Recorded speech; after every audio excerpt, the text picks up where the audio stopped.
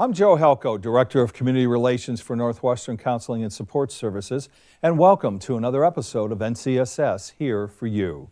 Since 1958, Northwestern Counseling and Support Services has been providing access to high-quality services which promote healthy living and emotional well-being to the residents of Franklin and Grand Isle counties. Over the years, as the needs of the community have changed, so too have the programs and services that we make available to assist children, adolescents, adults, families, and seniors. We take our role in the community seriously and strive to provide a continuum of the highest quality services to meet the needs of individuals who at any point seek assistance. This month's episode is titled Vaping, Myths versus Facts.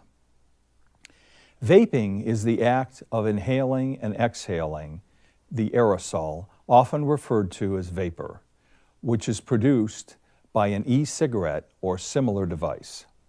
Vaping has grown in popularity with the rise of e-cigarettes, which were introduced to the mass market in the United States in 2007. Vaping devices include not just e-cigarettes, but also vape pens and advanced personal vaporizers, also known as mods. The e-liquid in vaporizer products usually contains a propylene glycol or vegetable glycerin-based liquid with nicotine, flavoring, and other chemicals and metals, but not tobacco. The newest and most popular vaping product is the JUUL, which is a small, sleek device that resembles a computer USB flash drive. Its subtle design makes it easy to hide, which helps explain why it has become so popular among middle and high school students. It now accounts for about 72% of the market share of vaping products in the United States. A growing body of evidence indicates that vaping products may be dangerous. Despite early optimism when these products first came on the market in the late 2000s, health advocates now recommend caution in using them in light of the growing evidence, suggesting that their risks, especially to young people, outweigh their benefits. To discuss the myths and facts surrounding vaping in greater detail, I'm pleased to introduce this month's guest. Amy Brewer, who is the Health Educator for Northwestern Medical Center and the coordinator of the Franklin Grand Isle Tobacco Prevention Coalition. Amy, I'd like to welcome you to the program. Thank you. And thanks for being here. Thanks for inviting me. So let's start with what are these devices, and are JUUL and vaping the same? And I know I mentioned a little bit in the intro, but I think it's important that you kind of delve into this in a lot more detail. Sure. So the biggest difference between cigarettes and these e-products is how the nicotine product is heated. So with a cigarette, it's burned, it's combustible, and there's a fair amount of carcinogens that happen as a result of that. What we see with the electronic products is they're heated.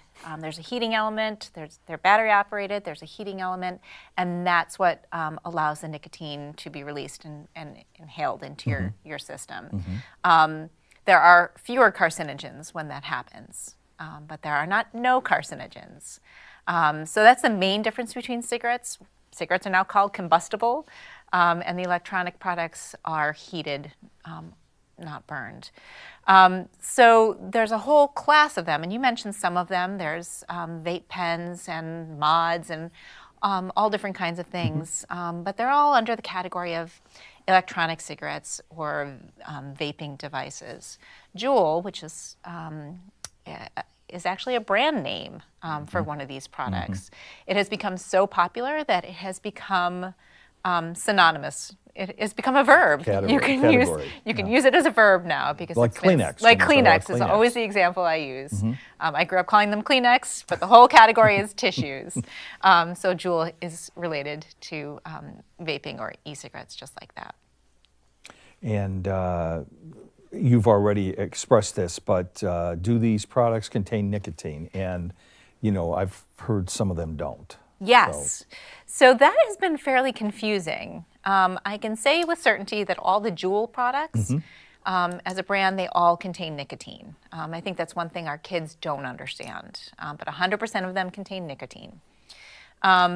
When you use the refillable products, which are not JUUL but other products, some of them are advertised as having different amounts of nicotine, and some are advertised as having no nicotine. What's happened is people have independently studied that and found that even some of the non-nicotine containing substances still have contained nicotine. They're relatively unregulated, and so they've gotten away with that. So 100% of the JUUL products do, and even some of them that say they don't have nicotine have nicotine. And I would guess part of the confusion for young people, or anyone for that matter, is the fact that as the category has grown and there's all these different subsets within it, Right. that to try to keep up with this one does that and that one does this. And of course, I would imagine that every one that comes out claims that they're better for health purposes or what have you. Yeah. But as I believe is being discovered is that you're still talking about nicotine, and the delivery of it is perhaps being done in a different way, That's but right. it still gets into your lungs. Right. And I think part of the thing that's confused kids is that the electronic products don't contain tobacco. They don't use the leaf of the tobacco product. They extract the nicotine from that and then use the nicotine. So they're non-tobacco products, but they're But still yet- nicotine-containing products, which is, a distinction that's lost on a lot of kids and adults as well. And the marketing of such has been really confusing to a lot of people. yeah. So let's talk about the people, and especially those that these products are targeted to first and foremost, and that's kids. Right. And how are they being impacted by these products? Right. Kids have thoroughly enjoyed these products. They have been curious. They have started using them. I'm seeing it locally, kids in middle school as young as 5th grade, experimenting, knowing about them, and expressing a lot of the confusion that we just talked about. They don't contain nicotine, or it's not tobacco. So kids are getting their hands on them, experimenting with them. And I think part of the challenge is that we've done a really good job at explaining to kids that cigarettes are bad and they'll kill you. And so kids are really not using cigarettes. They smell bad, they're easy to detect, they're dirty. We've really done a good job at explaining that. Yes. These products come in all different kinds of flavors. They don't feel dirty, they feel clean and fruity and interesting. And so kids who would generally never take a risk on something as yucky as a cigarette are experimenting with these because they don't hurt when they're experimenting with them. They don't smell bad. And they want very much to believe that there's no risk to doing it, that there's maybe no nicotine, or that they haven't proven that they've, how they harm people, so it's probably not harmful. Kids have really bought into that myth. So kids are using them widely. They're sharing them with each other. And they're using social media to reinforce that activity with each other. So kids have really been impacted and are really confused about them. And there's a couple of things, that you've just mentioned, which are the fact that they're not dirty, et cetera, and they're not tobacco products per se. But a couple of things is years ago in the whole, as cigarettes began to gain their momentum. Of course, there was no social media. Right. There always has been peer pressure, and Right. there's certainly peer pressure today, Yep. just like there has been in any era. But I think one of the other things is that with the social media, and especially a lot of times what could be misinformation, that kids just feel, well, this probably is not a bad thing at all. And then, as you mentioned, you talk about the flavors. Yeah. Well, of course, the flavors would be appealing to them They are. as well. In fact, in 2009, the FDA banned flavored cigarettes. They were really worried that they were appealing to kids. They've not yet applied that logic to these products. Yes. And they are really appealing to kids. And they're fun. And they just are really buying into, the marketing myths that are out there. And social media really reinforces For whatever kids want to believe they can then share find with it. their friends. Yeah. Yeah.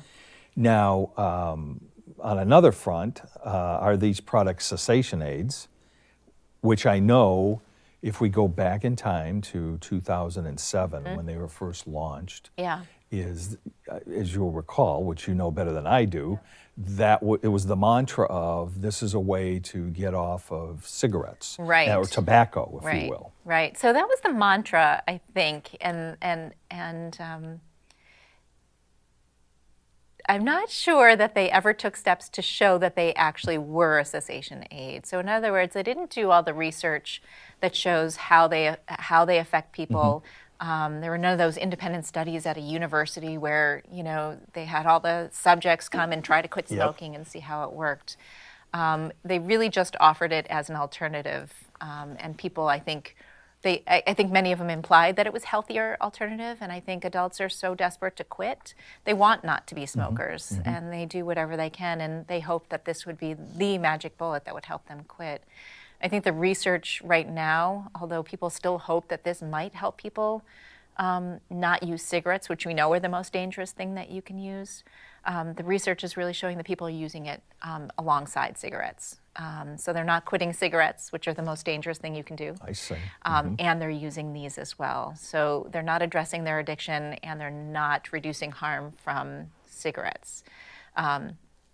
That said, there's always anecdotes of adults who are using them to quit.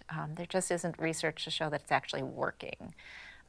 If the companies really wanted it to be a cessation aid, they could have done, you know, what pharmaceuticals do, like the nicotine patches, gum and lozenges, and do all the research and the safety tests and all that kind of stuff.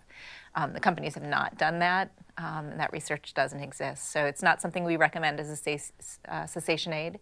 We know in Vermont we have access to free cessation support and patches, gum, and lozenges to all Vermonters who are ready to quit. So, you know, we hope people will choose the things that we know are safe and effective rather than something that we don't know is safe and we don't know it's effective. So almost to a large group of people, this has actually become an add-on to them continuing to smoke tobacco products as opposed to reversing that. Right. That While they're hoping to not use cigarettes anymore, Yes. it's not helping them completely. So they're not getting any reduced risk. Now, what is that vapor that's emanated from this? If you ask kids and adults as well, they want so much for it to be water vapor. It looks clean, it smells clean. Early research says that it's not vapor at all. It's an aerosol, as you mentioned in the beginning, and that means that it contains particulates, particulates of metals like aluminum and tin, propylene, glycol, nicotine. Those are all things that are being emitted along with that vapor or aerosol, if you will. So we spent a good bit of time trying not to take in heavy metals into our bodies. Yes. And here they are. And we don't have 50 years worth of research that says what that's going to do to a secondhand user, for example. We know secondhand smoke is dangerous, causes lung cancer. We don't have the data that shows what this secondhand vapor or aerosol will do. But there's enough in there for me to be cautious and skeptical. That's not stuff I want to be around taking into my body either. Well, you know, and you talk about the secondhand factor, but the individual who is actually going through the vaping, it isn't old enough yet that we've had enough studies that can really show to what degree is it doing lung. What is a comparison between a tobacco product and this product on the effect on one's lungs and just general health? We don't know. Yeah, we know that there are certain flavorings that they're using that are known to cause something called popcorn lung, which is a lung disease. And that's a result of some of the additives that the flavoring additives in some of the flavors. But beyond that, we really don't know. It's a little, there's enough red flags for me to say use extreme caution. That's hard to explain to a 13-year-old. I was going to say, and one of the issues is that they're starting so young. Right. And like with anything, when they start younger, it's harder then to get them to cut the cord and stop. Right. Well, and part of the reason why that is nicotine, not related to tobacco, but nicotine by itself is the addictive substance in both of these cigarettes and electronic products, including JUUL. And what we see is when you expose a growing brain, a kiddo's brain, to nicotine, the brain really likes it and is well adapted to become addicted to it in a very unique way to that time in that kid's life. So exposing a young person to nicotine just means they're more likely to become addicted to nicotine. It also means they're more likely to become addicted to other substances. Your brain then becomes primed for other kinds of addiction, including marijuana and alcohol. So it's really kind of training a brain for some unhealthy behaviors at an early age. So nicotine exposure for an adolescent is really dangerous.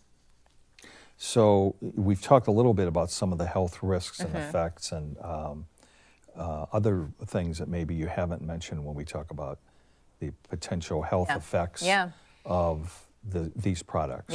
Yeah. So I mentioned popcorn lung, which is something kind of remains to be seen, but there's the potential for that for certain flavorings. But there's also the nicotine addiction.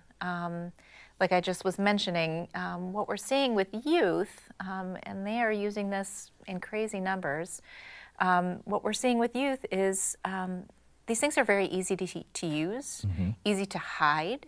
And because, when you smoke a cigarette, you smoke an entire cigarette, and you'd go usually from beginning to end. Some kids would share, but mostly kids use from beginning to end, and they don't have that many opportunities to use it over the course of the day. So their trajectory to become addicted is defined by that. Whereas these products are fun, fruity. You can, take a puff at a time. You can share them pretty easily. And a JUUL pod has about the same nicotine in it as a pack of cigarettes. So the one pod has the same amount as an entire pack. Right, so you don't use it the same. So you're not going to sit there and smoke or use an entire pod in one sitting. But over the course of a period of time, it's possible that youth are using more nicotine, being exposed to more nicotine using these products than they ever were for cigarettes, which means their trajectory towards becoming addicted to nicotine is steeper.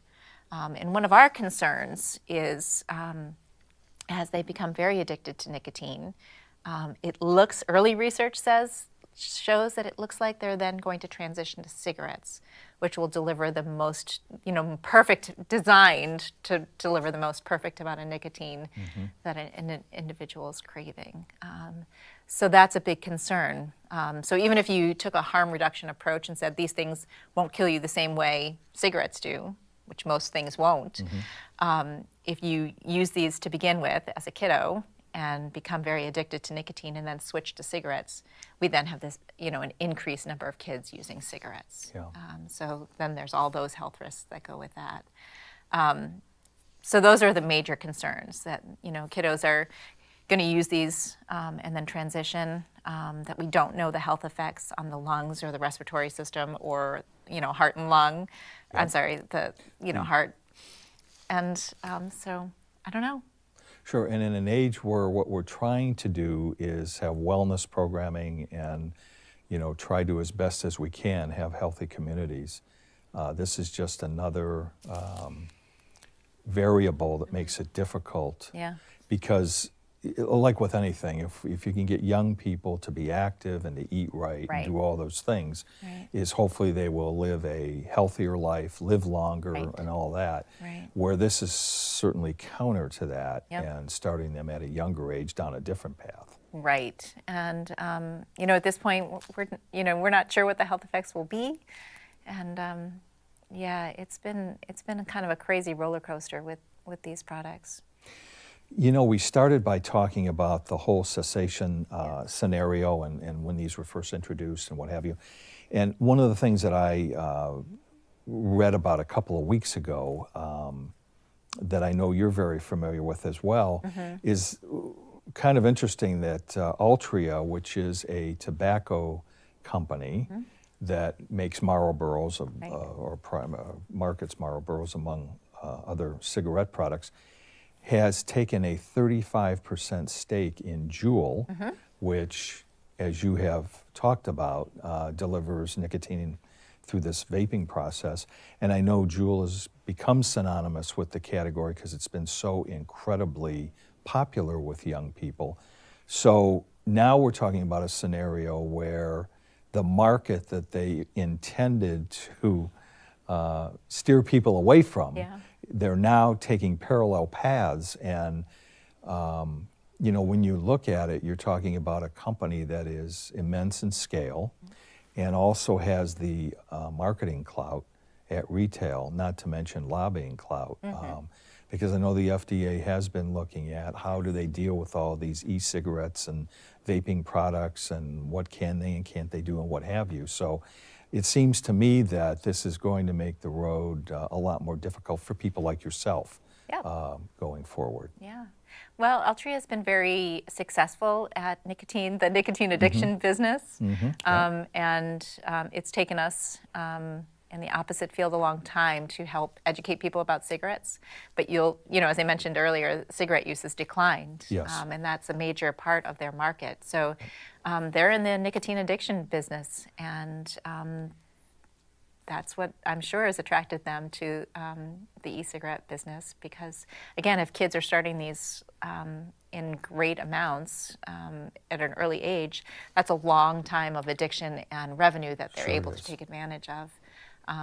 And so, yeah, it doesn't surprise me that Altria would jump in with these companies because it helps them to maintain their market.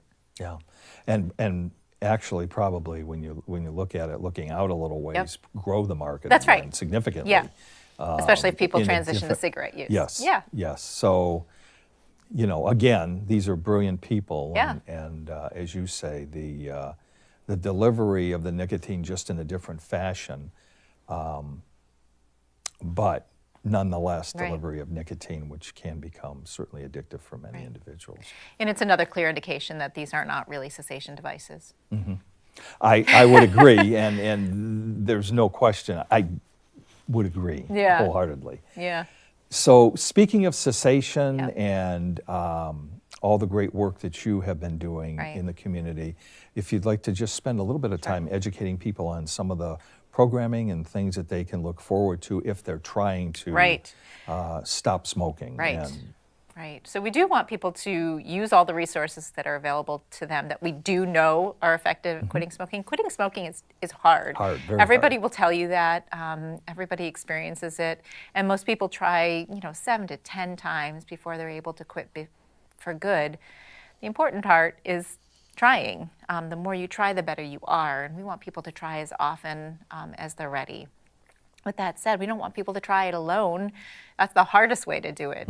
We want people to use what's available to them. So in Vermont, we have several different resources. We have a website, which is 802quits.org. On that website, you have all kinds of tips and techniques for quitting on your own or using some of the resources alongside that. And you can also access free nicotine patches, gum, and lozenges on that website.